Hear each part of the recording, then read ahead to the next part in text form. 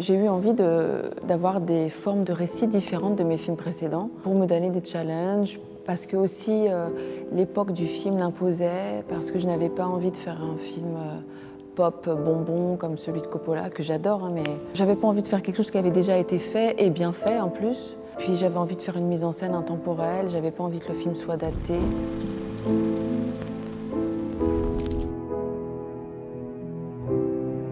J'ai été très surpris par son premier film, Pardonnez-moi, que j'ai trouvé fantastique. Et à chaque fois, chaque film était plus ambitieux, plus maîtrisé, plus réussi. Et je pense que là, il est arrivé à un niveau de maîtrise assez rare, surtout pour un film de cette ampleur, tout en gardant son style, en étant aussi précise dans les rapports humains. J'avais été assez un peu ahuri par la vérité de ce qui se dégageait de son cinéma, quelque chose de très décapant et avec une espèce de vérité qui transpirait. Et en effet, il y avait une jubilation après à se dire bah oui, je suis dans un grand film d'époque, plongé dans l'histoire de France, mais aussi dans l'histoire du cinéma. Les seules choses où je voulais que ça soit un petit peu moderne, ce sont les dialogues, parce que je voulais pas sentir que les acteurs soient étriqués dans leurs costumes et dans leurs dialogues, c'était important. C'était de faire passer la langue sans être trop empoulé, sans être trop académique, qu'elle garde son style et la vérité de ses personnages et des échanges. Et sur le tournage, elle n'a pas eu peur de tout changer au dernier moment, de nous faire improviser même certaines scènes, comment les choses pouvaient évoluer avec les acteurs, dans ses costumes, dans ses décors. Ce qui est drôle, c'est que paradoxalement, elle disait en fait, ne fais pas d'élision, ça fait trop, ça vulgarise, ça banalise la langue. Des élisions, oui. Au lieu de dire t'avais fait ça, de dire tu avais fait ça. Ah oui, oui.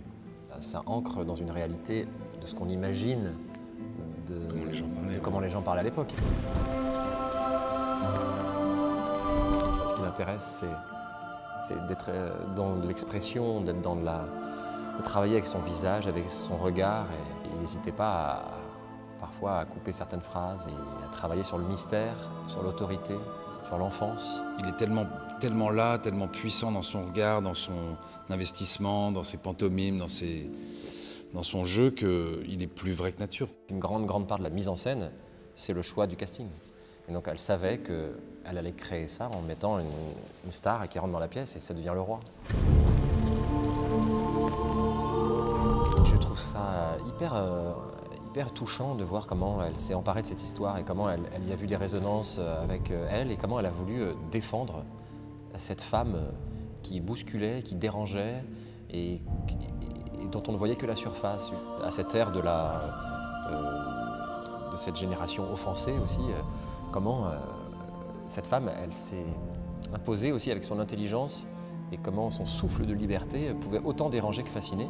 Et elle s'est fait vraiment... elle a dit, mais non, elle veut réhabiliter Jeanne, en disant c'était une femme éminemment intelligente, curieuse, qui avait un complexe d'infériorité et donc qui a voulu rattraper son retard. Et c'est vrai que Mai Wen, je pense, l'a rendue très moderne en la racontant de cette manière et en l'incarnant. Ceux qui ont réussi à faire des films d'époque ne sont pas toujours les plus lettrés. Les plus grands films d'époque sont écrits par les cinéastes eux-mêmes et pas par des historiens. Donc c'est cette idée-là qui m'a rassurée. Je me suis dit, il suffit de travailler. La comtesse Jeanne du Barry. Je vous aime. Nous comptons tous sur vous pour que cette misérable femme soit chassée de la cour.